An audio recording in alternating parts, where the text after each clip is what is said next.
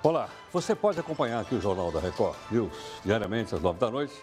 Pode ser pelo seu celular, no seu notebook, no seu computador, uma vez que nós estamos em multiplataforma. Você pode ver pelo YouTube, pelo Twitter, pelo meu Instagram, a nossa plataforma que é o R7 ou no nosso aplicativo que é o Play Plus.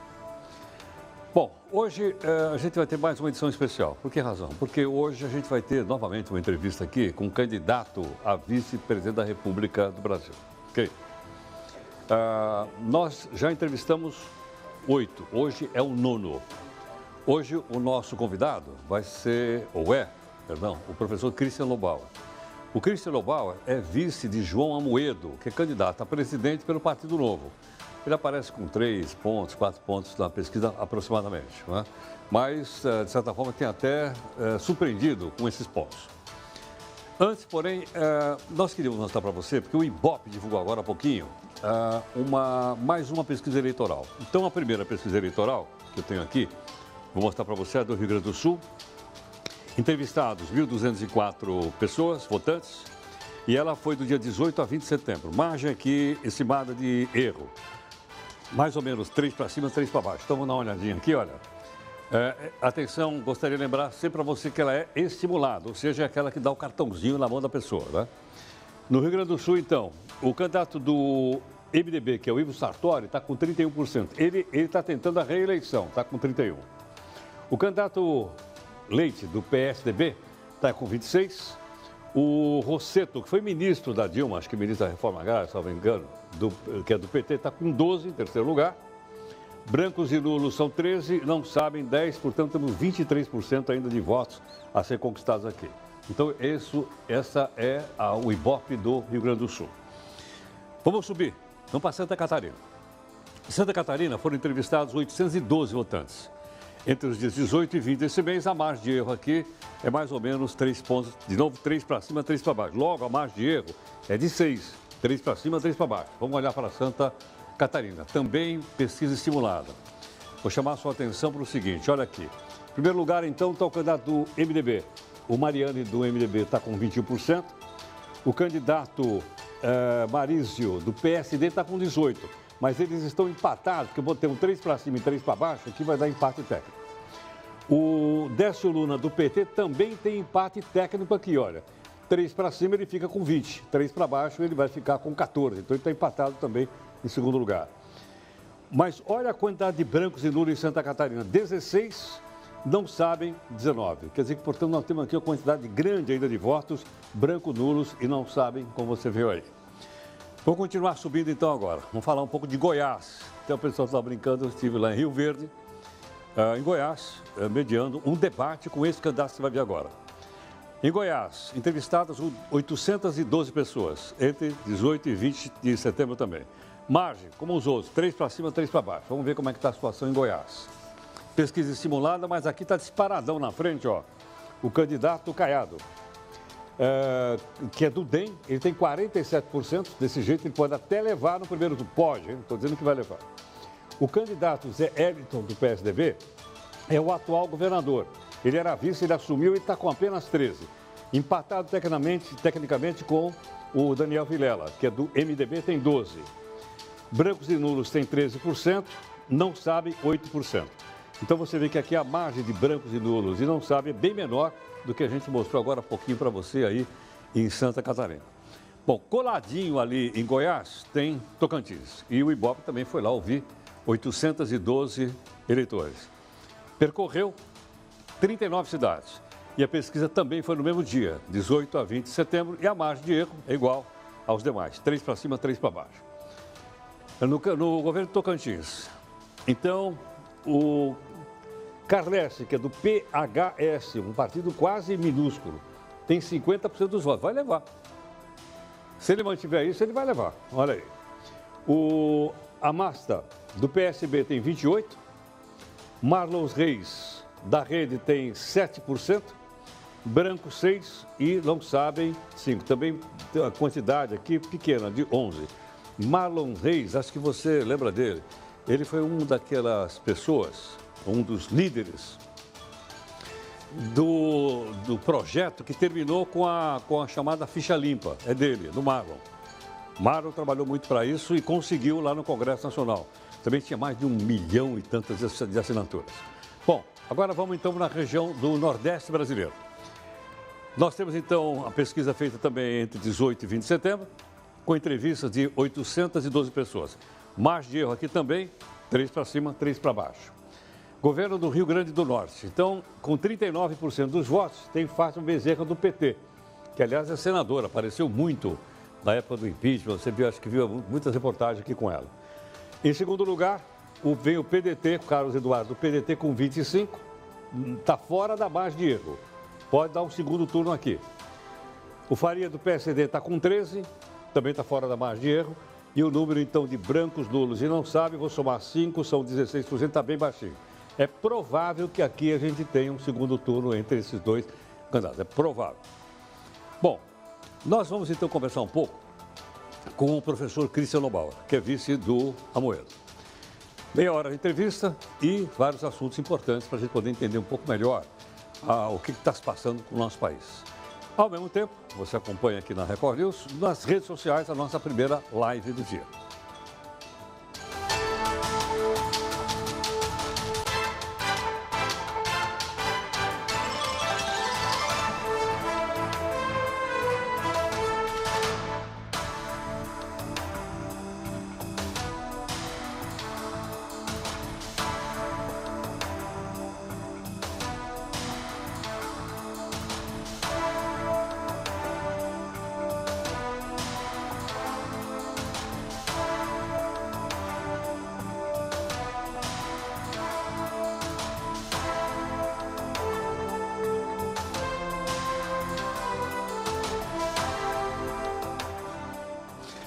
Bom, esta é a nossa segunda live aqui da equipe do Jornal da Record News. A primeira você acompanhou à tarde, 4h30 da tarde. Todo dia, 4h30 da tarde, tem a primeira live, que é a chamada reunião de pauta. O pessoal conversa um pouco a respeito das coisas que vão acontecer no jornal.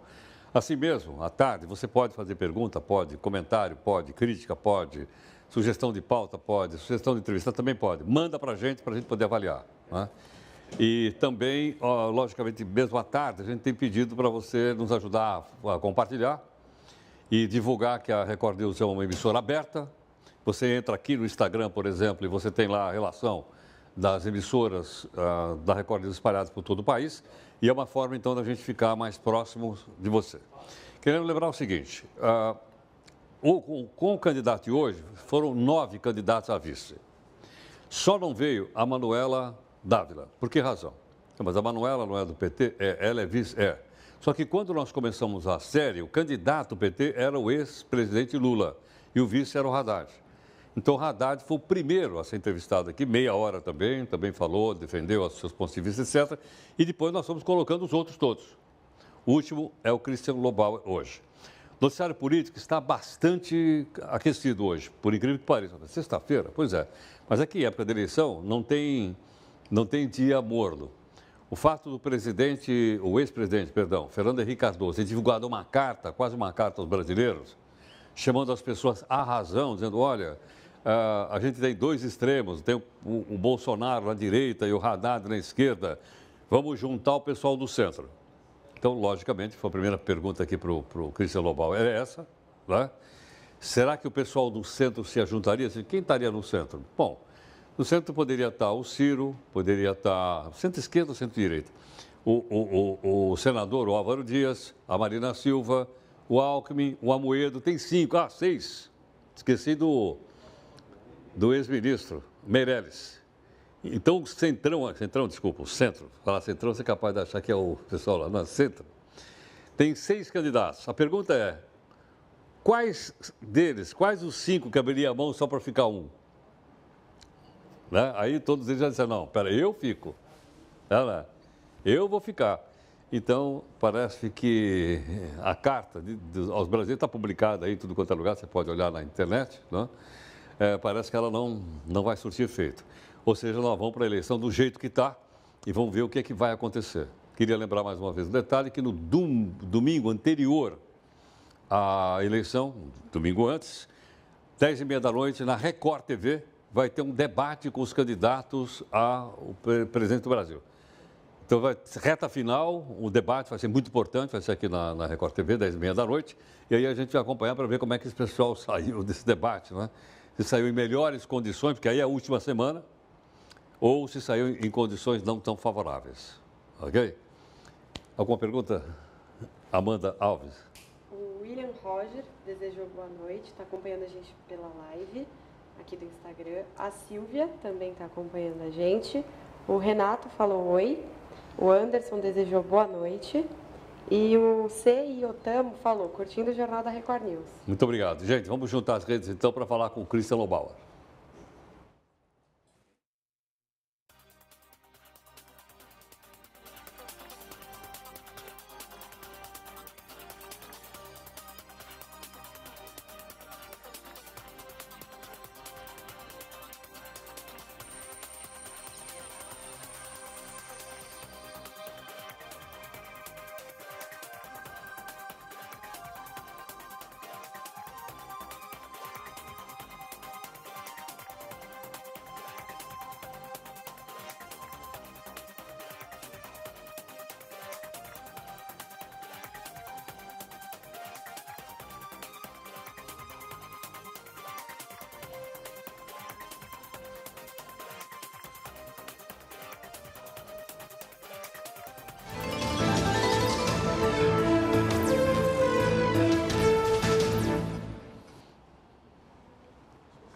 Hoje, uma série de entrevistas com candidatos a vice-presidente da República do Brasil. Você ouviu aqui 8 candidatos a vice e hoje é o nosso 9º entrevistado, o Domingos Fraga. E eu, hoje recebemos aqui do Jornal da Record News o professor Christian Lobauer, que é candidato a vice na chapa de João Amoedo, que é do Partido Novo.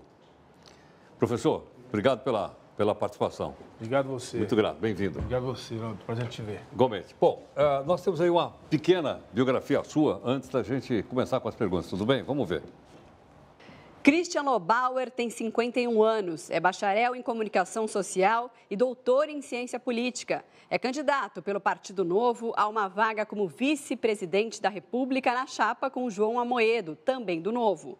Foi gerente de Relações Internacionais da Fiesp entre 2001 e 2004. Em 2005, assumiu a Secretaria Adjunta de Relações Internacionais do município de São Paulo, na gestão José Serra. Em 2006, tornou-se diretor executivo da Associação Brasileira dos Exportadores de Frangos, onde ficou até 2009. Foi presidente executivo da Associação Nacional dos Exportadores de Sucos Cítricos de 2009 a 2013. Em seguida, assumiu a vice-presidência de Assuntos Corporativos da Bayer, onde fez a representação de interesses do agronegócio. Atualmente é professor do curso de pós-graduação em negócios para a disciplina Mercados Globais. Professor Christian, nós vamos ter meia hora de entrevistas, sendo que os 2 últimos minutos, nem eu, nem o Fraga, vamos te interromper. Tudo bem? Olha, Christian, a primeira pergunta é o seguinte.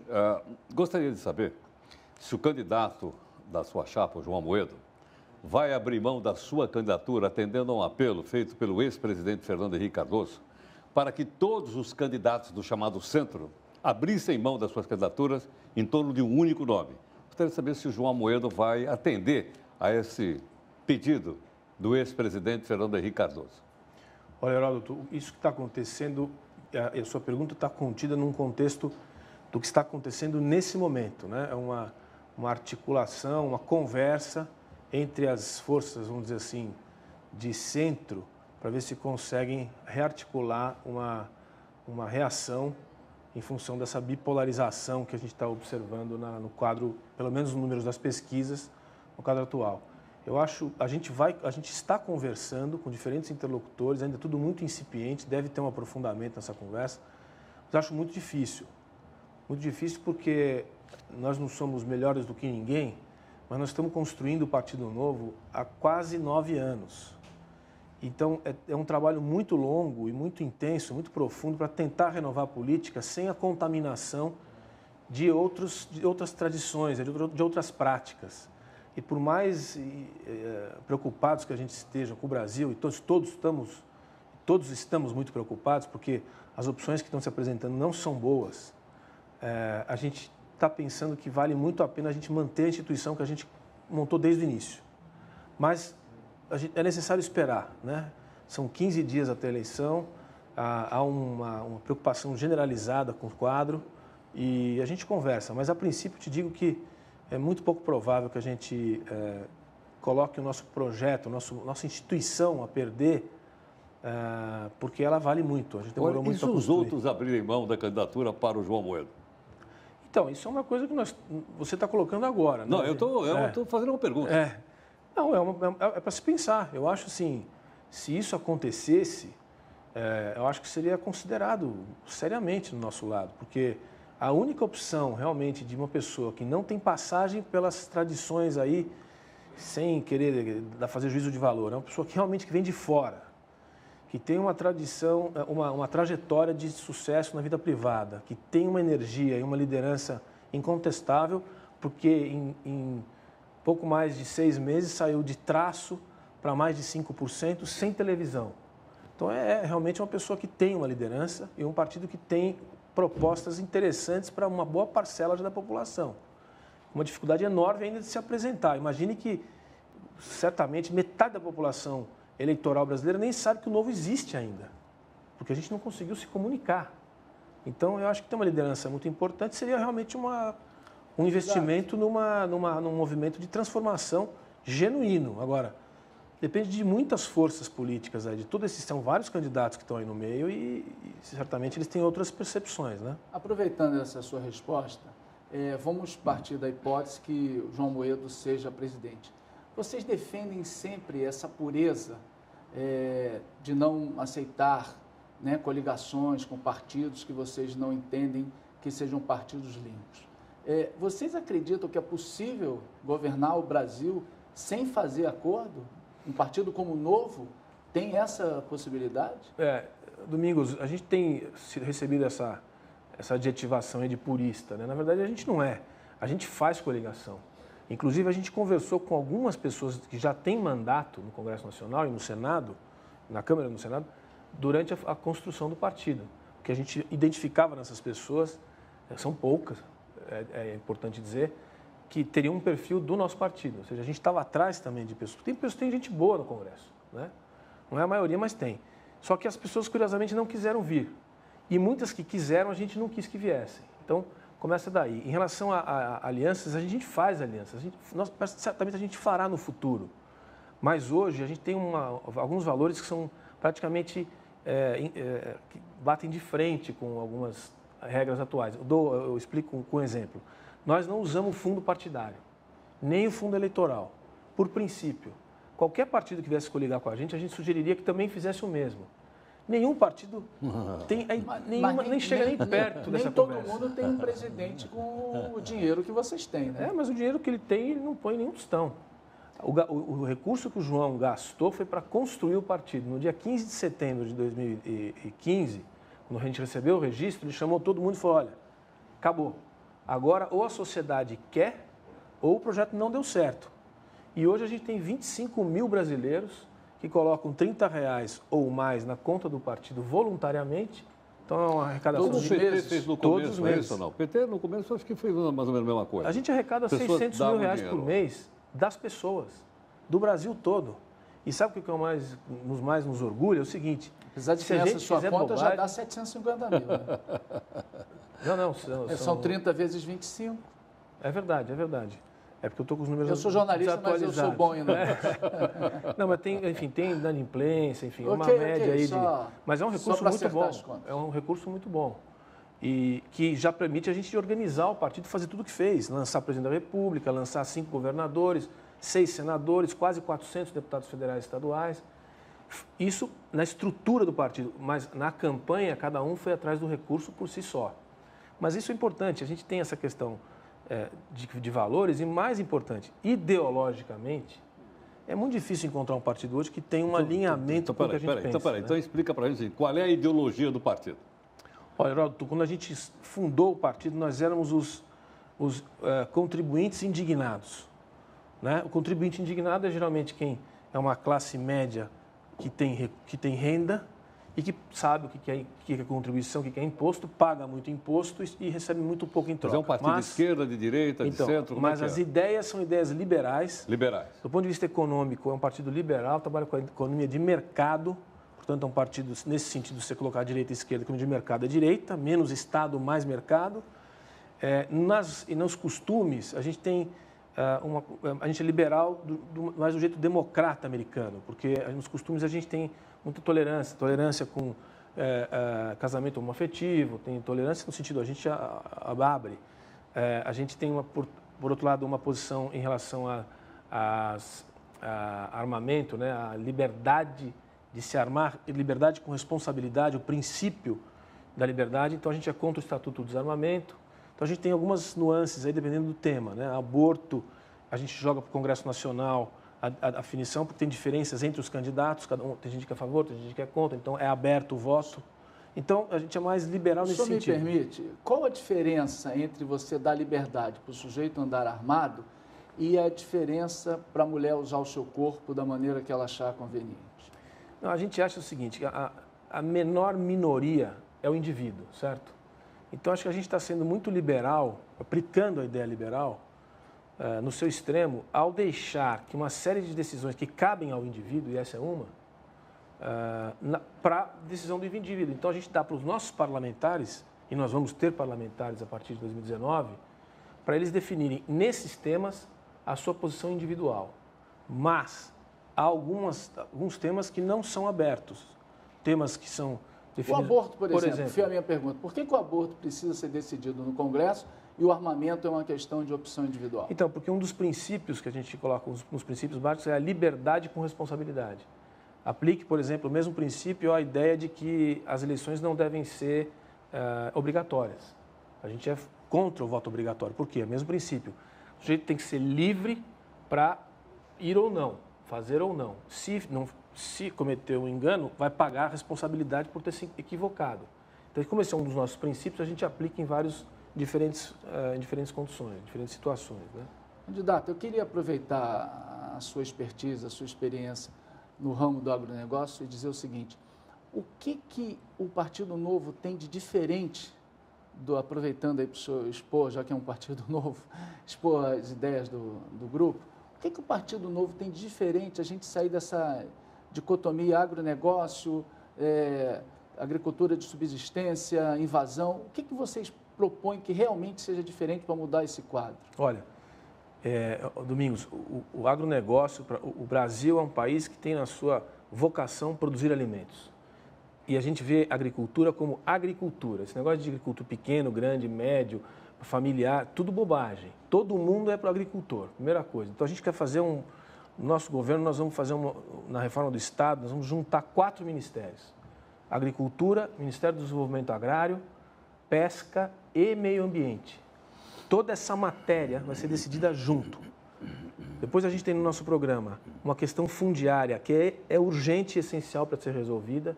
Isso passa por uma espécie de intervenção no modelo de trabalho do INCRA, ao mesmo tempo em que a gente não vai tolerar invasão de terra ou invasão de propriedade privada. Se for privado e tem registro, não tem conversa. Propriedade privada é um preceito constitucional. Se você não respeita a propriedade privada, você não respeita nada. Ainda mais de instituição que não tem CNPJ. Então, assim, a gente tem uma posição muito clara em relação à questão fundiária, em relação à questão sanitária. A gente tem que fazer uma reforma do sistema sanitário brasileiro, que ninguém aguenta mais a corporação dos fiscais sanitários, que impede a gente de modernizar o sistema. Estou falando aqui de fiscalização de frigorífico, etc. A gente tem um projeto também importante nas relações internacionais e acordos comerciais para a agricultura, porque nós passamos 15 anos perdendo tempo com alinhamentos com países que não têm nenhuma importância, inclusive os BRICS. Quais seriam esses países? Direto, acordo comercial com as Américas, com destaque para Estados Unidos, Canadá e México, com a União Europeia, que tem um acordo aí parado há mais de 20 anos, e uma relação especial com a China, que não é a estratégica que o ex-ministro Celso Amorim estabeleceu, que era um sonho numa noite de verão. É uma relação realmente de trocas de valor, né? E aquilo que a gente tem de valor, os chineses têm que comprar e pagar bom preço. A gente tem possibilidade de fazer isso. É uma relação bilateral com a China. E o Japão também, que todo mundo esqueceu que o Japão está no mapa, mas ainda é a terceira economia do mundo, tá certo? E a gente praticamente não fala de Japão mais. Então, nós deixamos os nossos parceiros democráticos, tradicionais, para perder tempo com grandes mercados que são nossos concorrentes e que acessam os nossos mercados agrícolas também. Explica uma coisa, vocês estão nos acompanhando aqui. A dívida pública do governo federal é de 4 trilhões de reais. 4 tri. Eu nem sei quantos zeros são lá. Se a gente somar a dívida toda do país, vai para 5 trilhões de reais. 5 tri. Isso. É mais ou menos 80% do PIB. Isso. É isso ou não? É isso aí. Bom, com 80% do PIB, eu acho que nós temos daí pela frente duas barreiras. Uma, volta da inflação. A segunda, que eu acho também que é greve, os juros subiram novamente. Então, para impedir que essas duas coisas aconteçam, porque parece que vai acontecer, nós estamos indo nessa direção, parece que nós somos um avião que estamos indo contra o morro. Alguma coisa tem que acontecer para tirar o avião dessa rota. Qual é a proposta de vocês para tirar o avião da rota? Olha, Heródoto, nós somos o único partido que explicitamente estabelece que nós vamos melhorar o resultado primário e levar ele para o positivo de novo, trabalhando na despesa. Aí você vai dizer, mas como na despesa? Então, todo mundo dizendo que não dá, que tem que aumentar imposto. Tem um estudo do Banco Mundial para todo mundo ver, publicado em novembro de 2017, a pedido do ex-ministro Levi, que estabelece exatamente o que tem que ser feito na despesa brasileira para você conter gastos e você chega em até 8 anos a reduzir 8% de despesa em relação ao PIB, sem aumentar imposto. Despesa, você está falando de educação, saúde, saneamento básico? Começa com a reforma da Previdência, evidente. A reforma da Previdência, essa daí que estava no Congresso, não precisa mexer muito não. Só essa, você já tem uma economia de 1,9% num período de 8 anos. Depois vem a segunda, dá algumas medidas, mas as maiores. Ganho de eficiência nas educações federal, estadual e municipal, na administração e gestão da educação. O que eu estou falando aqui? De transferência de recursos, de compra de material escolar, compras 8666, né? E a administração da saúde você já ganha mais 0,9. Se você tirar e mexer em 50% do prêmio do salário da elite do funcionalismo público federal, é mais 0,3. E aí você vai, tem uma catilínária de possibilidades de redução de gastos que estão definidas, é que nenhum candidato entra nesse ponto porque é politicamente inviável, mas nós vamos mexer nisso. Candidato, eu preciso fazer um reparo. Não é que nenhum candidato entre, nenhum candidato vence. Vários ex-presidentes tentaram derrubar esse corporativismo que todos nós reconhecemos que é praticamente inabalável, o corporativismo do funcionalismo público. Como é que vocês, com um partido pequeno, vão poder derrubar esses privilégios que estão aí há décadas? É esse o ponto, acho que é o mais importante de todos, Domingos. Certamente o Ciro não vai fazer isso porque ele disse que não tem nem déficit da Previdência. A Marina provavelmente não vai convocar um grupo de trabalho e vai demorar 4 anos para acabar o grupo de trabalho. O Alckmin fez um acordo com todas as forças retrógradas do Congresso, são essas daí, para poder mexer e fazer a tal da governabilidade. Chamou Waldemar Costa Neto, Ciro Nogueira, Roberto Jefferson para fazer uma composição, pegou o tempo de televisão, vai entregar um pedaço do governo dele para essa turma e como é que vai fazer a reforma? Então, o que sobra? O João, se chegar ao poder, ele vai estar sem nenhum acordo com ninguém, vai ter 55 milhões de votos nas costas, vai estar legitimado pelo povo, vai ter uma bancada, se for eleito, em torno de 30, 35 deputados, quiçá até um senador, e vai chegar ao Congresso Nacional nos primeiros 100 dias e colocar na mesa a reforma da Previdência, a reforma tributária e algumas medidas de privatização. E aí vai acontecer isso que você está dizendo. Vão vir todas as forças retrógradas do corporativismo atrasado brasileiro, vão dizer assim, não vamos votar nada disso que vocês estão falando aí. Quero ver o que vocês vão fazer. E aí? Aí é que vem o que nós estamos esperando acontecer há 30 anos nesse país. Vai ter que ter um confronto dentro da democracia, não é com ruptura institucional, para ver como é que isso aí avança. Só que ele, como não trocou nada com ninguém, ele vai dizer, olha, eu sou o presidente da República, eu dou o tom dessa conversa, porque o presidente da República, a gente sabe, nos primeiros 100 dias ainda mais, tem um poder que pouca gente tem nas democracias ocidentais. Ele já deu uma entrevista dizendo que se acontecer isso, se acontecer essa chantagem, ele vai expor, vai à televisão e vai expor o que está acontecendo. Você acha que isso vai resolver? Eu acho que tem duas coisas que o político se apavora quando ele vê. Só tem duas coisas que ele se apavora. O povo na rua e o voto. A possibilidade de perder voto. Deu problema, você chama o povo, é isso? Deu problema no Congresso, vocês chamam o povo. Se a gente está legitimado pelo povo, com 55 milhões de votos, 60 milhões de votos, a gente está com o povo. Isso, o presidente Fernando Henrique teve a chance de fazer, o Lula teve mais do que qualquer outro presidente na história brasileira de fazer, e eu achava até, embora não tenha votado nele, quando ele foi eleito, ele teria feito isso. Ele poderia ter feito isso, em 2003, 2004. Mas rapidamente ele chamou o Sarney, depois chamou essas forças que estão aí até hoje, e está aí o resultado. O presidente Dilma poderia ter feito isso, mas aí já não tinha, acho que nem condição, nem capacidade de tocar uma situação dessa, porque ninguém é melhor do que ninguém, Domingos, mas a pessoa para fazer isso, ela tem que ter uma capacidade de trabalho e uma obstinação que não pode ser qualquer pessoa, entende? Eu, sinceramente, com todo respeito aos outros candidatos, não vejo uma pessoa obstinada com a capacidade de trabalho, como tem o João, de enfrentar uma situação dessa sob o risco de não dar certo. Você não tem conversa. Pode ser que não dê certo, mas isso tem que acontecer no Brasil. Agora, Cristian, um outro esclarecimento também em relação ao programa, para o pessoal poder entender melhor. A impressão que está dando é o seguinte, nós temos aí um modelo que é aquele modelo de desenvolver um capitalismo para o mercado interno brasileiro. Isso. E continuar com as barreiras protecionistas que você conhece melhor do que todos nós, você trabalhou com isso, etc, etc. Agora, a proposta de vocês é voltar para o mercado externo ou é inserir o país dentro do círculo da globalização como outros países do mundo estão girando? Exatamente a segunda parte. E é assim, a gente viveu isso, a gente desconhece, eu estava pensando, a gente conhece há 20 anos já de outros programas e já falamos sobre esse assunto outras vezes. O que nós temos no nosso programa de governo é uma abertura transparente, mas nós vamos abrir o mercado brasileiro.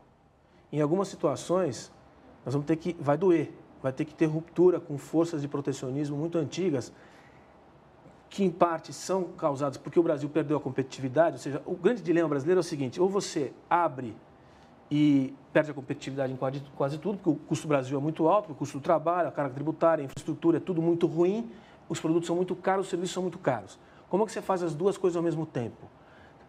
O mercado brasileiro não abre porque a reação da produção é sempre, peraí, antes de você abrir, você tem que arrumar aqui dentro para poder competir. E uma coisa impede a outra. Nós estamos esperando isso há 30 anos, ou um pouco menos, 25. Depois da globalização, nos anos 90, os países foram se adaptando às novas lógicas das cadeias produtivas e a gente ficou aqui sem saber o que fazer. Nós vamos fazer uma abertura, só que ela vai ser transparente. É o seguinte, para ser muito breve, você vai chamar todos os setores da produção e vai colocar num mapa 5, 10, 15 anos, desgravação tarifária, regras de comércio para abertura e vai apresentar para os setores, vai negociar com os setores e aquilo vai ser implementado. Então, o sujeito tem uma fábrica de bens de capital, concorre com o alemão e hoje tem 12% de tarifa de importação, ele consegue competir, daqui 3 anos a tarifa já vai ser 8, daqui 6 anos vai ser 6, daqui 8 anos vai ser 4, ele vai ter 2 alternativas. Ele falou, isso aqui eu não vou conseguir aguentar, pelos meus cálculos, vou vender minha fábrica. Vou arrumar um sócio estrangeiro. Ou vou pegar uma linha de crédito do BNDES, que vai estar especial para esse processo de abertura, para tentar renovar minhas máquinas e competir com quem vai chegar daqui a pouco. Isso vai ser negociado com todos. É a única saída, Heródoto, e vai ter gente que não vai conseguir. Mas é a única, esse país está isolado do mundo. Mas com isso não haveria uma maior desnacionalização da indústria brasileira? Bom, a desindustrialização já está acontecendo, né? Com os incentivos fiscais que o governo do PT foi dando para vários setores, inclusive internacionais. Vamos pegar a Anfávia aí. A indústria automobilística brasileira na verdade, ela é estrangeira, mas ela é brasileira. São nomes estrangeiros, mas a Anfávia sempre conseguiu proteções e projetos para garantir a sua situação no Brasil, embora sejam empresas estrangeiras. O que ela diz? Não dá para competir, preciso de isenção de IPI, sei lá, para dar um exemplo. E fica empurrando a isenção de IPI. Uma hora isso tem que acabar. Então, a gente vai avisar, agora a indústria automobilística vai ser diferente, nós vamos fazer uma abertura e vamos dar as condições que der para a gente reduzir os custos. Se você não estiver de acordo, você pode tomar as decisões de acordo com esse plano. Porque o que o pessoal quer, Heródoto, é plano. O que o pessoal mais se queixa nesse país é que não consegue pensar o mês seguinte, há muitos anos. Então, fica indo para Brasília para pegar arrumar um jeitinho aqui e dar um puxadinho ali. E foi assim durante uns 15 anos a mesma coisa. Então, agora a gente pretende, se chegar ao poder, apresentar um plano negociado com a produção, que tem começo, meio e fim, mas é com o objetivo estabelecido e muito claro de abrir o mercado brasileiro. Candidato, pelo que a gente está observando, quer dizer, os projetos de vocês são liberais na economia, como o senhor falou, liberais no comportamento. Quer dizer, na régua rasa do brasileiro comum, a gente tem esquerda e direita. Vocês, em tese, seriam um partido de direita, né? Vocês, e quando eu digo você, o Amoedo e todos os outros, vocês acham que o brasileiro está preparado para sair de uma social-democracia que nos governou desde o fim do regime militar, uma liberal-democracia? E aproveitando, desculpa, e o brasileiro está preparado para ter um presidente tão rico quanto o João Amoedo? Vou começar pela segunda. Assim, o fato do João ser rico é até positivo. A gente até ficou um pouco na dúvida, mas ele falou, eu entrei nisso daqui, estão pedindo as minhas informações, eu vou abrir. Melhor do que o outro que disse que tem 15 mil, o outro que tem 1,2 milhão e está 30 anos na política. Quer dizer, a gente devia desconfiar, e as pessoas realmente tiveram essa reação, de desconfiar dos outros, e não do João, que falou que tem 425 milhões, porque é o que ele tem. Em tese, ele não tem necessidade de aumentar o patrimônio. Pois é, as pessoas mais humildes dizem assim, pelo menos esse daí não vai roubar. É mais ou menos por aí mesmo. Ele podia estar muito bem fazendo outra coisa da vida e decidiu se dedicar ao país. E eu acredito nisso, por isso que eu estou junto com ele.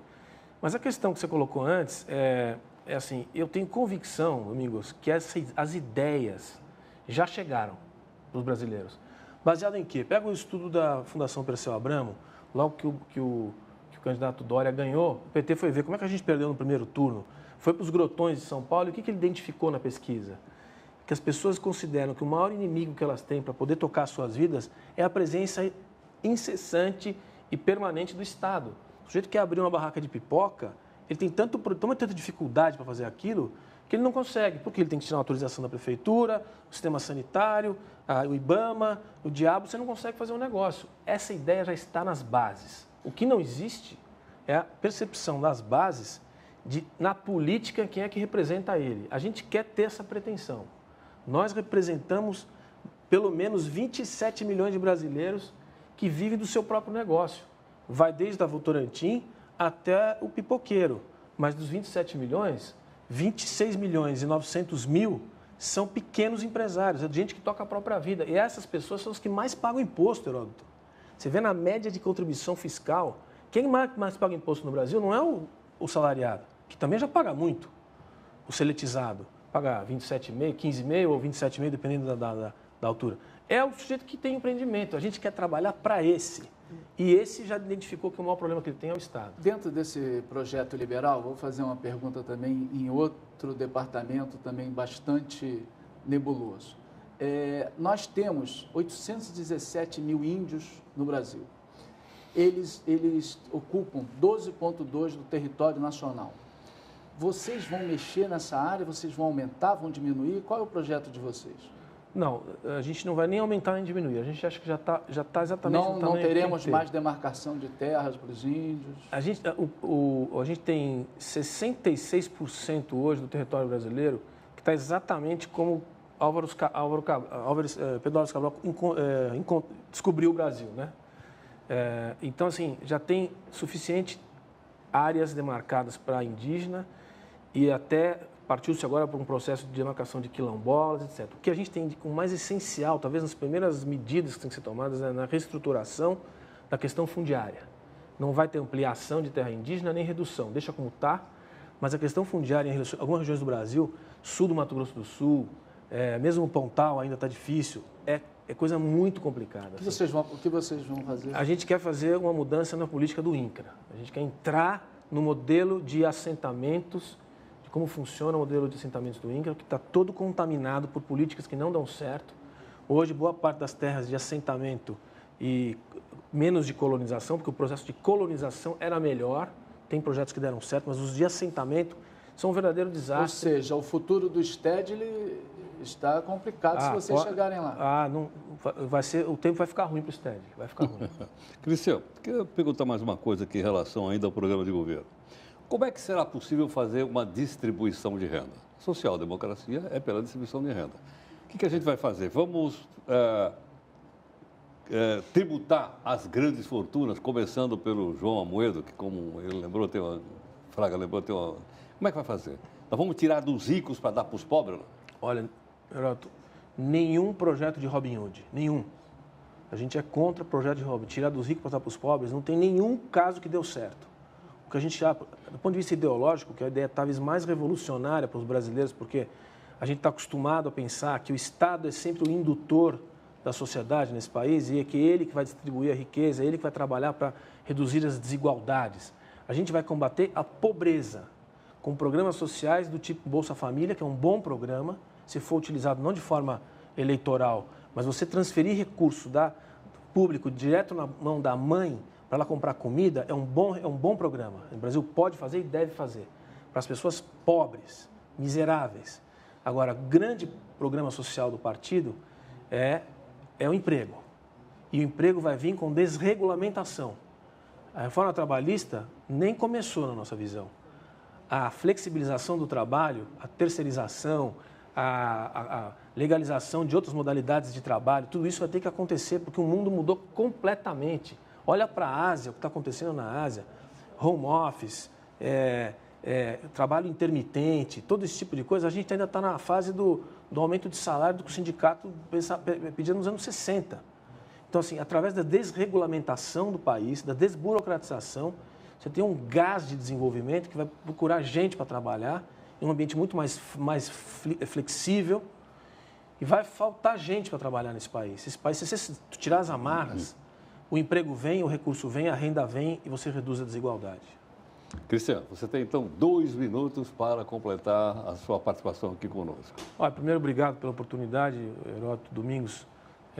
Eu queria dizer o seguinte, a gente tem diante de nós, nos próximos 15 dias, as eleições mais importantes, sem exagero, da história da República, tá certo? E a gente não tem tempo para errar. O Partido Novo é um partido que ainda não é conhecido, então esse espaço nos ajuda ainda mais a se apresentar. É um partido que apresenta candidatos para ocupar o espaço no Congresso Nacional, todos novos, pessoas com ficha limpa, que passaram por uma seleção como se fosse um vestibular, fizeram todos provas de direito constitucional, ainda que básico. Então, a maioria dos candidatos estão prontos para ir para o Congresso Nacional. É uma bancada que vai chegar lá e votar igual, pensar igual, se comportar de forma homogênea, é uma renovação verdadeira. A gente tem um plano de país, uma visão de país que é diferente de tudo aquilo que a gente está lendo aí nos outros programas. Então, a gente acredita muito que é uma opção para enfrentar o desafio que o Brasil precisa enfrentar, que é esse. As desigualdades vão ser combatidas pelo desenvolvimento, que é uma coisa que sempre a gente entende ao contrário. Os programas nacionais dos outros partidos são sempre programas que vão colocar o Estado cada vez mais inchado, induzindo o que as pessoas devem fazer. Até quanto de sal você vai colocar na sua comida, você daqui a pouco tem que prestar conta ao governo. Isso está tudo errado. A gente tem que liberalizar, a palavra mágica é liberalizar. E saúde, educação, aspectos e segurança, que são os 3 aspectos fundamentais da presença do Estado, é onde a gente vai colocar o nosso esforço. Saúde para os idosos, educação para as crianças e segurança, controle de fronteiras e segurança de polícias, integração de polícia, sistema prisional privatizado, ou seja, todo um pacote de ações que vai tirar o Brasil da situação em que se encontra. Professor, obrigado. Obrigado a você, um abraço. Obrigado. Tchau, tchau. Bom, hoje você acompanhou aqui a entrevista com o candidato professor Cristiano Lobauer, na nossa última entrevista, essa nossa série, com candidatos a vice-presidente da República do Brasil. Todos eles tiveram o mesmo espaço aqui, tiveram 30 minutos, 2 minutos finais, exatamente para concluir, como fez o Cristiano Lobauer agora. Nós esperamos todos que essas entrevistas ajudem a ter mais informações para escolher candidato com segurança e também conhecer um pouco do programa do partido. Porque, obviamente, os programas são grandes, páginas e páginas e páginas de programa. Aí te dá um programa daquele na mão, você vai ficar lendo um tempão. Então é melhor, não é, como eles vêm aqui e dão os highlights, dão os pontos principais do programa para a gente poder entender. E depois que a gente entende, a gente opina. Não é assim que acontece aqui com as notícias? Ok. Vamos então aqui para a nossa segunda live aqui no nosso Jornal da Record News. Se você quiser comentar, pode começar.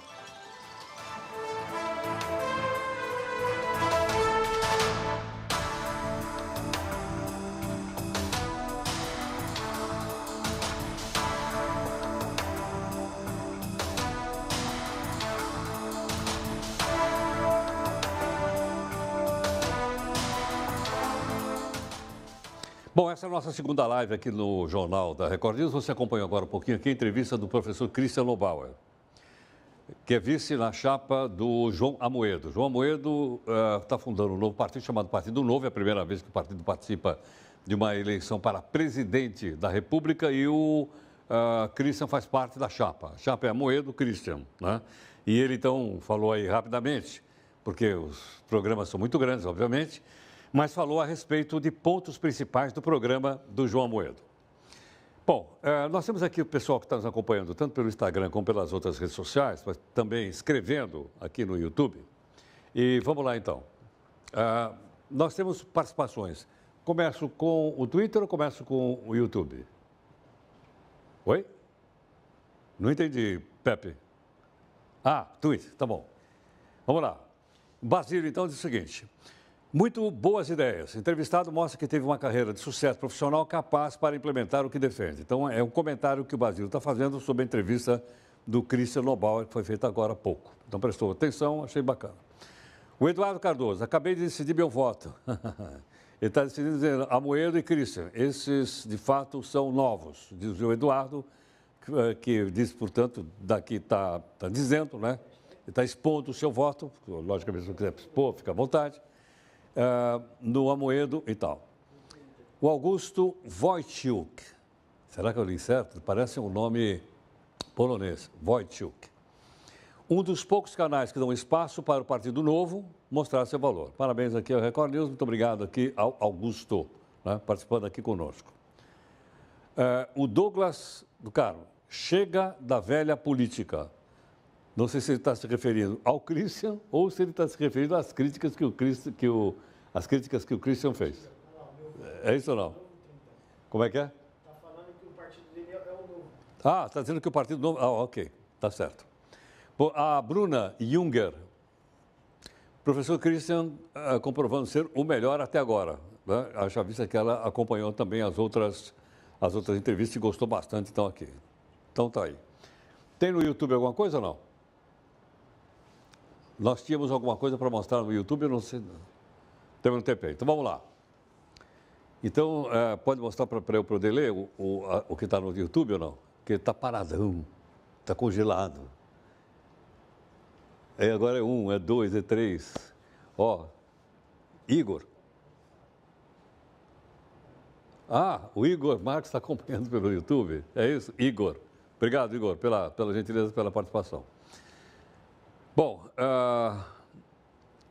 quero falar então para você que normalmente a gente transmite também pelo YouTube. Pode fazer perguntas pelo YouTube? Pode.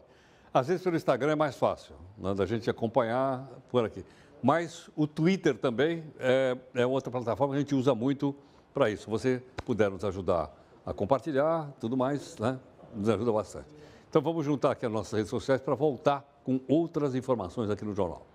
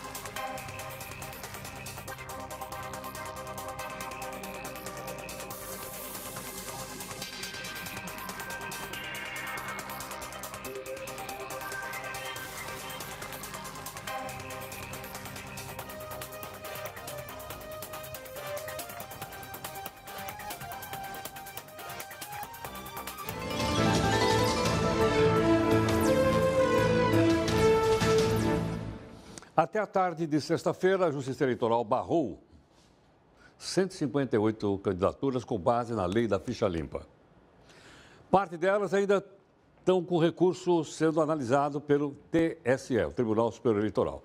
Ficha suja, você sabe como é que é. Quando o cidadão é condenado pela segunda vez, na primeira instância, na segunda instância é um colegiado. Se ele for condenado no colegiado, ele é ficha suja, não pode participar do processo eleitoral. Dá uma olhada aqui que a gente resumiu para você algumas fichas sujas. Então, tem aqui 158 candidaturas barradas, dos quais tem 90 pendentes e 68 candidatos considerados inaptos. Portanto, está aí a quantidade, então, das 158 do pessoal barrado.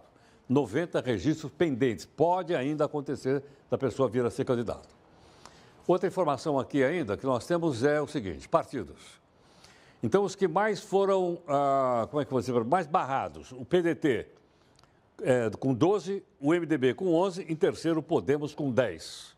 Né? Só aqui nós temos, então, 33 pessoas barradas não vão poder bater na sua porta e pedir o seu voto, ok? Porque são ficha suja.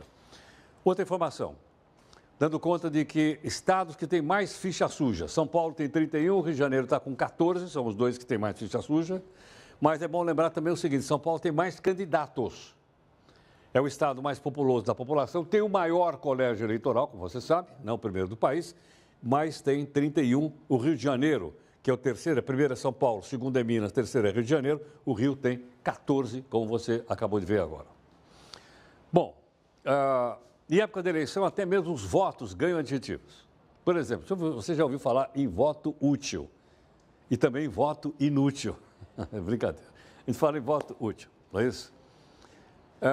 Nós vamos entender exatamente isso para explicar, e gentilmente conosco está o cientista político, diretor do Instituto Brasilis, que é o Alberto Carlos Almeida. Alberto, muito obrigado pela gentileza, pela participação aqui no Jornal da Record News. Boa noite, Heródoto. Boa noite, telespectadores. Alberto, o presidente Fernando Henrique publicou uma carta agora, quase pedindo para todo mundo votar, não votar na esquerda, nem votar na direita, mas votar no centro. Aí eu pensei, para quê? É para impedir que a esquerda ou a direita ganhem e o centro continue lá. É isso que a gente poderia chamar de voto útil ou não? Sim, mas eu entendo que a carta do Fernando Henrique, ela tem muito mais a ver com uma comunicação com o mundo político do que uma comunicação direta com o eleitor. É assim que eu imagino a carta que ele enviou, tá? Que ele fez publicar. Os eleitores não têm notícia dessa carta. Nós temos que imaginar aí que nós temos 140 milhões de eleitores registrados no Brasil, em torno disso. Na eleição passada, 115 milhões foram às urnas. Vamos supor que aumente um pouco a abstenção esse ano. Então, vamos ter 115 milhões, ou eventualmente até mais um pouco. Então, quantos? 1 milhão de eleitores teve notícia dessa carta? Quer dizer, a carta não vai motivar o voto útil. Tá? Mas a carta é uma tentativa, digamos assim, uma exortação do Fernando Henrique para que outros candidatos desistam e apoiem o candidato do seu partido, o PSDB, apoiem o Geraldo Alckmin. É assim que eu entendo o que ele escreveu. Agora, Alberto, então, na prática, o que quer dizer, como é que funciona um voto útil? Olha, é uma coisa, Heródoto, eu estou vendo muito esse debate nas redes sociais. Quem se interessa por política nas redes sociais e debate intensivamente ou até com detalhes a política, quantas pessoas no Brasil? 10 mil pessoas, 20 mil pessoas que têm informação sobre política e debate isso de uma maneira mais intensiva. Então, a pessoa, ela supõe, né, o voto útil é o seguinte, você quer que um candidato de um determinado lado vença, né? Então, vamos aí dividir centro-direita e centro-esquerda. Então, você quer que o candidato da centro-direita ou que o candidato da centro-esquerda seja o vencedor. Aí você deixa de votar naquele que tem menos chance e passa a votar no que tem mais chance. O eleitor médio não faz a conta dessa maneira. Nós aí estamos vendo, nesse momento, no Brasil, 2 alterações nas pesquisas de intenção de voto. Essas 2 alterações são bem claras, o crescimento de 2 candidatos, um deles Jair Bolsonaro e o outro Fernando Haddad, e esse crescimento não acontece por causa do voto útil. Esse crescimento acontece por conta de episódios de campanha. Então, as pessoas acham que o eleitor ele tem um raciocínio hiperinformado, hipersofisticado, do tipo, está sabendo tudo que está saindo em todas as pesquisas, quem tem chance, quem não tem, quem é uma... Não é desse jeito que funciona.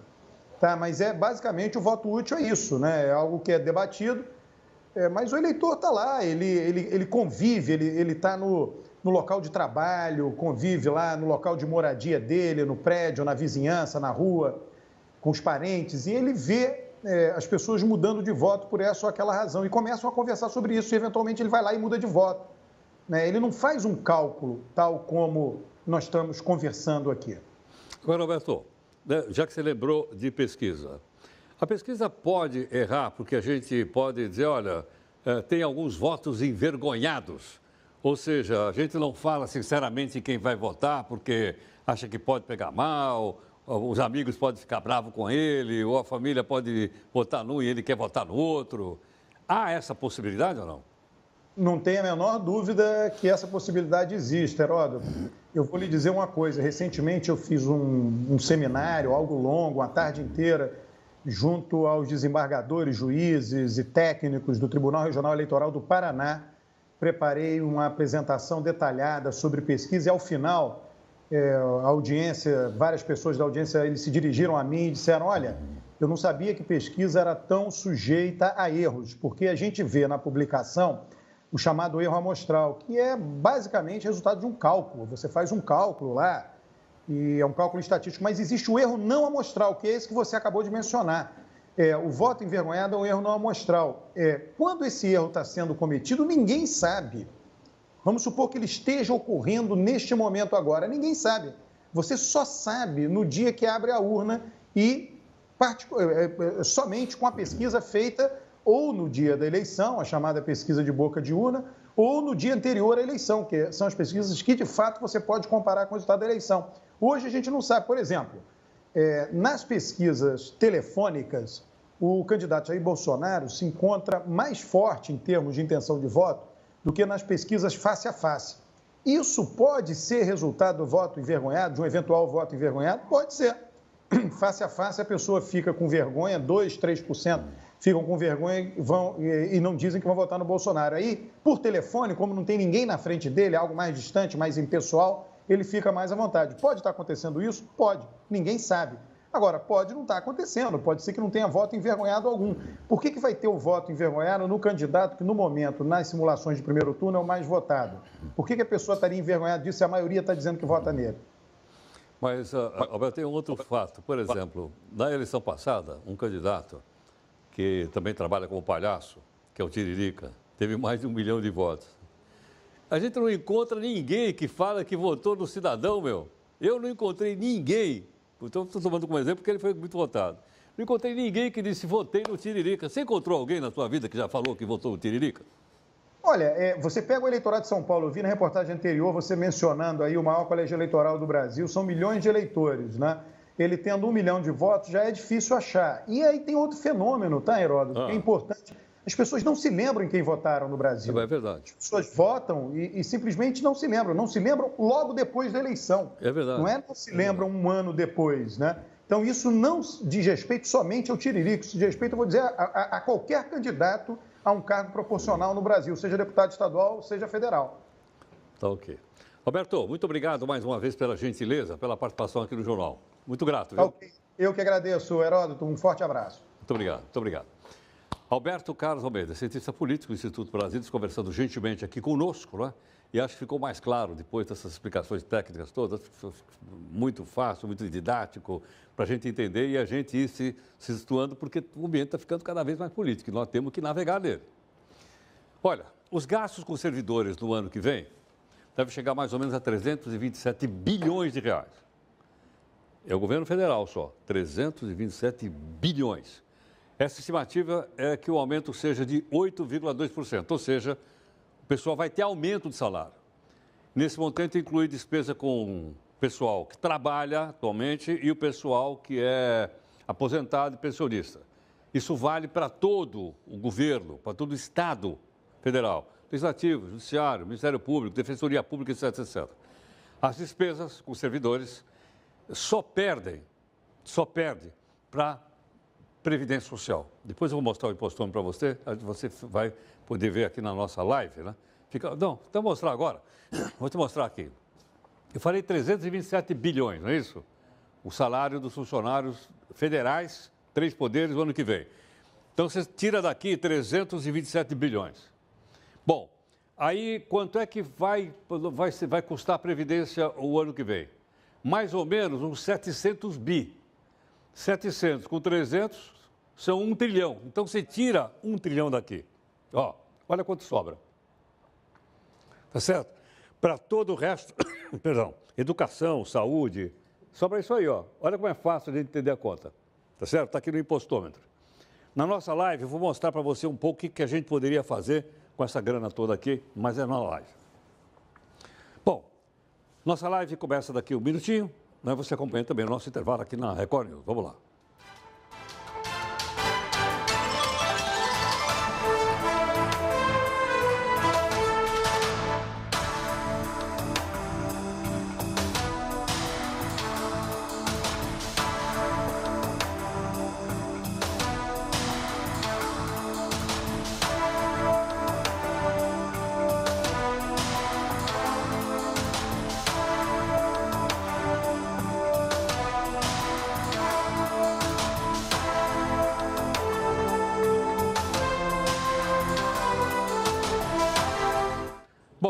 Agora sim, agora o Igor, muito obrigado pela gentileza, obrigado pelo Igor Mas, que está participando aqui conosco, pelo YouTube. Falou que gosta do jornal por 2 motivos. Primeiro, porque ele é multiplataforma, está na televisão e está em todas as redes. E segundo, é que ele tem uma maneira simples de se entender. Eu procuro, obviamente, também entender, por isso a gente se esforça em fazer uma coisa que todo mundo entenda aqui, inclusive eu. Josimar Campos. Ele gosta aqui do Jornal da Record por dar oportunidade a todos os candidatos a vice-presidente. Muito obrigado, vieram todos aqui. Rogério Tavares disse que a entrevista de hoje foi a melhor, considerou a melhor. Nós fizemos 9 entrevistas e, na opinião dele, respeitável, como todo mundo, a de hoje foi a melhor. Juraci Ribeiro contou que compartilhou no grupo da família. Ribeiro, muito obrigado pela gentileza. Eu queria pedir para todas as pessoas que estão nos acompanhando que compartilhassem também, porque nos ajuda a divulgar o jornal. Ainda lembrando, mais uma vez, que a Record News é uma emissora de canal aberto, não é um canal fechado. E aqui no Instagram, que está aqui do meu lado, tem lá a listinha dos canais que você pode entrar e ver a Record News. Bom, vou puxar um pouquinho para cá, ó, só para a gente chegar aqui pertinho do telão. Eu queria mostrar uma curiosidade que faz tempo que eu não vi essa curiosidade. Isso. Puxa um pouquinho para cá, por favor, Vitória. Aí. É o seguinte, todo dia aqui a gente mostra o impostômetro. Agora mesmo eu mostrei o impostômetro. Mas eu não mostrei para você o que vem aí embaixo. O que vem embaixo é o seguinte. Eles pegam a grana e dizem o seguinte, ó, com essa grana aplicada na poupança, o dinheiro... Opa, já virou, não dá. Com essa grana você poderia comprar 2.173.000 apartamentos em Osasco, em São Paulo. Com essa grana, se você aplicar na poupança, você ganharia 325 mil por dia. Por dia, milhões por dia, milhões. Com esse dinheiro você poderia comprar 64 milhões de carros, Chevy. Com esse dinheiro você poderia comprar 1.800.000 apartamentos aonde? Santo André, em São Paulo. 1.800.000. Com essa grana você poderia receber 50 salários mínimos em quase 3 milhões de anos. Nem eu vou viver tanto. Vamos ver outra aqui. Aplicado na poupança e tal, por hora, 13.560.000 reais por hora. Essa grana aqui. Com esse dinheiro você poderia comprar 4,5 milhões do carro BMW, que é aquele bruto carrão caro. 4,5 milhões. Você poderia comprar 37 milhões do Citroën, com essa grana. Com esse dinheiro você poderia comprar 19 milhões de cacetadas do Renault Fluence, 2.0. Com esse dinheiro você compraria 2.400.000 apartamentos em Guarulhos, em São Paulo. Olha quanta grana. Com esse dinheiro você compraria 10 milhões do Honda Accord, que também é um carro caro.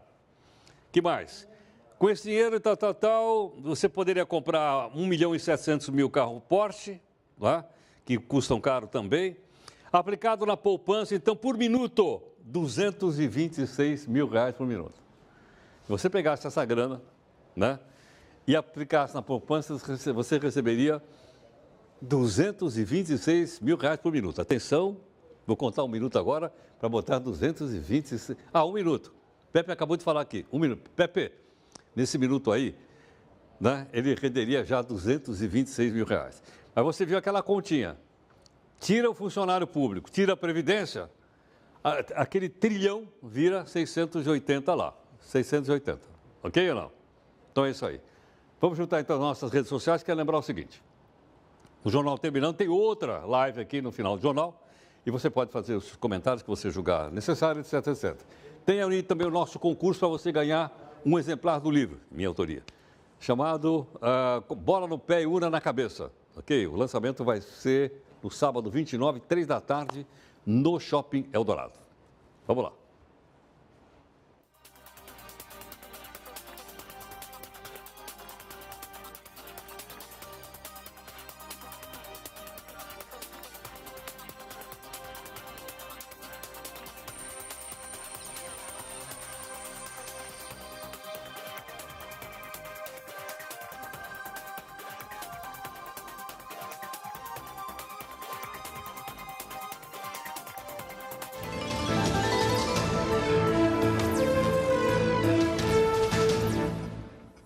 Olha, eu não sei se as pessoas ainda gostam de arroz com feijão.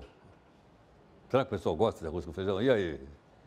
Henrique gosta de arroz com feijão? Bom, o arroz com feijão, que é base da alimentação, ou era, continua sendo, representa 38% dos alimentos jogados fora do país. Então imagina, em quase 40% do arroz e feijão a gente joga fora. Só para se ter uma ideia, a média de alimentos que a gente joga fora em casa dá 350 gramas por dia. Você pega 350 gramas que você gastou no supermercado, pega o alimento, joga fora. Né? Dá uma olhadinha aqui no nosso telão, você tem uma ideia do desperdício que nós temos em casa. Olha lá. Arroz a gente joga fora 22%. Carne bovina, 20%. Feijão, 16%. Até frango o pessoal joga fora. Se fosse lá o goleiro do Palmeiras, tudo bem. Porque o goleiro do Palmeiras está acostumado com os frangos. Os frangos passam tudo lá e não pega. Mas olha aqui, 15% segundo dados da Embrapa, Fundação Getúlio Vargas. A gente não podia jogar nada fora, não tem gente passando fome aí. Bom, já na Venezuela, 34 gerentes de supermercados foram presos, acusados de esconder comida, nós estamos falando aí, e aumentaram abusivamente os preços. A Venezuela passa por uma grave crise econômica. De acordo com o presidente Nicolás Maduro, os supermercados escondiam produtos das pessoas e cobravam preço abusivo. Esse é o mais recente ato do governo contra o empresariado de lá, enquanto o país sofre um colapso econômico grave. Detalhe, esqueci da gente botar a imagem aqui. Nós devíamos ter botado aquela imagem que ele está naquele restaurante na Turquia, lembra ou não? Com aquele cara cortando a carne, fazendo todas aquelas maravilhas. Esqueci da gente botar. Tinha que botar aquela imagem lá, para o povo da Venezuela perceber que enquanto o pessoal está passando fome lá, o seu Maduro estava lá, né, na Turquia, em Istambul, um dos restaurantes mais caros do mundo. Será que saiu do bolso dele ou saiu do povo da Venezuela? Bom, ele afirmou que vai pedir agora 500 milhões de dólares à ONU para trazer de volta os venezuelanos. Ele convidou, inclusive, um representante da ONU para visitar a Venezuela e disse que o dinheiro será usado para pagar o transporte dos imigrantes, pessoal que saiu da Venezuela para voltar.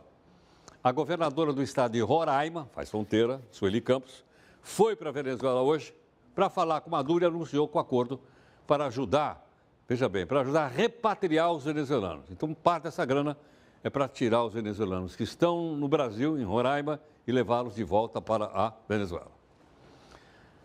Olha, onde foi que você jogou aquele celular velho, fora de moda? Ele ajuda a aumentar o volume de lixo eletrônico no mundo. A gente tem que reciclar. Tá certo ou não? Sabe quanto é que vai crescer isso? Mais de 30% de lixo nos próximos anos. Imagina o que vai ter de lixo. Ok? Você confere agora aqui no texto da Viviane Barbosa. Computadores, celulares e outros equipamentos eletrônicos, as chamadas sucatas modernas, ao invés de serem recicladas, vão parar em lixões e aterros sanitários. O que preocupa os ambientalistas é que esse tipo de lixo representa um alto risco para o ambiente e para a saúde humana, como, por exemplo, os metais pesados que são liberados. Para se ter uma ideia, em 2017 foram geradas no mundo 55 milhões de toneladas de lixo eletrônico.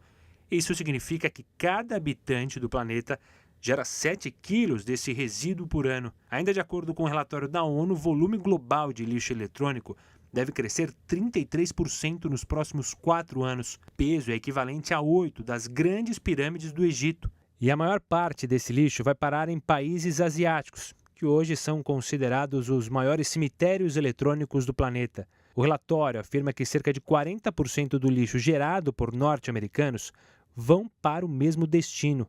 E quase todas essas exportações foram ilegais, segundo a lei dos Estados Unidos.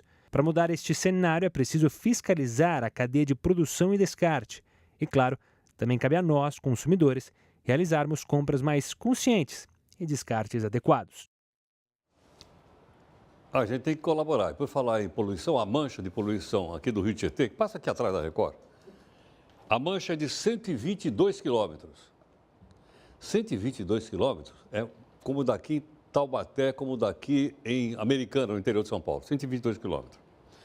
Ela vai aqui de uma cidade aqui na Zona Leste, chamada Itaquacetuba, atravessa a região de São Paulo inteira e vai lá para Cabreúva, que é no interior de São Paulo, para lá de Itu, perto de Sorocaba. Isso é o que aponta o relatório Observando o Tietê, de 2018, que foi divulgado agora há pouquinho pelo SOS Mata Atlântica.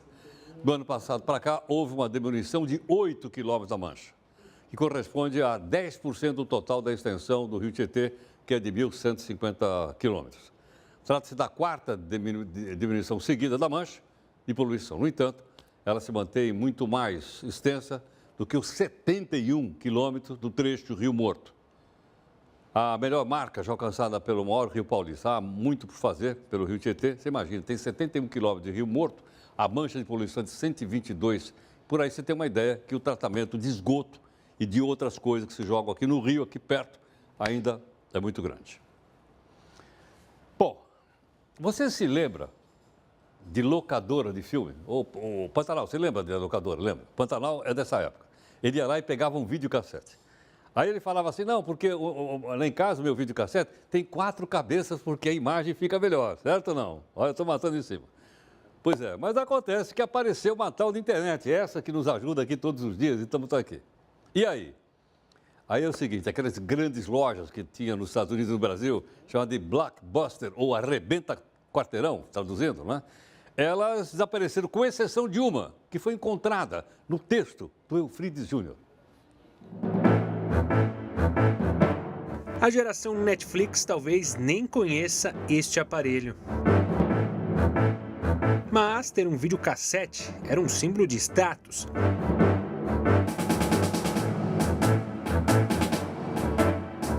Daí era só ir até uma locadora de vídeos perto de casa e alugar aquele filme que todo mundo tinha visto e que às vezes demorava para ser lançado.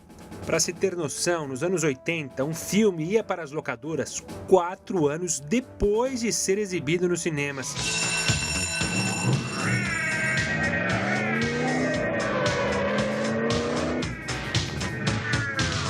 Ghostbusters. Hey, anybody see a ghost? They catch the ghost that won't stay dead. É também desta época a Blockbuster, a maior rede de locadoras de filmes e de videogames do mundo. A empresa norte-americana dominou este mercado por quase 2 décadas. Não cansam de tentar o mundo dominar. É o Pink e o cérebro. Em 2004, eram 9.000 lojas, mas a rede foi derrotada pela chegada de companhias de filmes via internet. E em 2010, a Blockbuster declarou falência. Porém, nos Estados Unidos, na cidade de Bend, no estado de Oregon, resiste uma sobrevivente deste tempo. Andar entre os mais de 14.000 títulos é uma viagem ao passado. Rock 5, versão brasileira, Herbert Richards.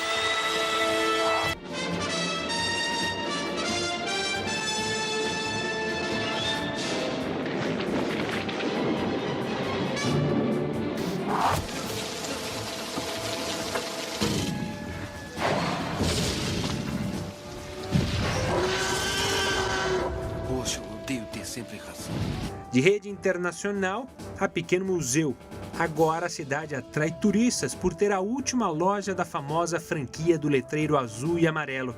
Além desta loja, restam outras 5 na Austrália, que pretendem permanecer funcionando até 2020, para comemorar os 35 anos de fundação da rede.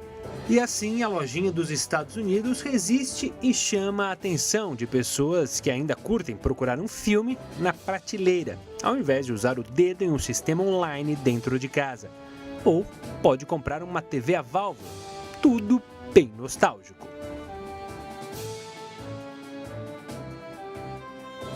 Olha o Coringão. Era o Coringão? Não. Ficou muito bacana a reportagem que você viu do texto feito aqui pelo Eufrides e também pelo nosso companheiro Marcelo, que editou. Ficou muito bacana, muito legal, muito para cima e muito ilustrativo. Bacana. Bom, o Jornal da Record News fica por aqui, mas você pode continuar comigo na live, que está aqui um minutinho.